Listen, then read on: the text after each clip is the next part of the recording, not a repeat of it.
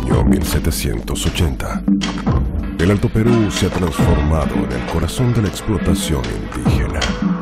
De las entrañas de la tierra surge un cacique que se levanta contra la opresión.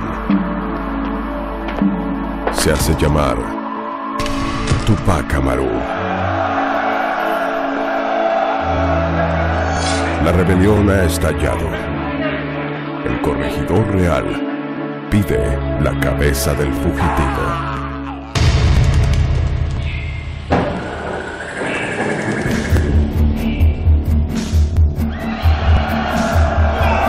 Tras las huellas de Tupac Amaru, avanza un ejército de hombres desesperados. Lucha contra el destino, pero su camino estará marcado por el sacrificio. El 18 de mayo de 1781, Tupac Amaru es delatado, emboscado y sometido a suplicio.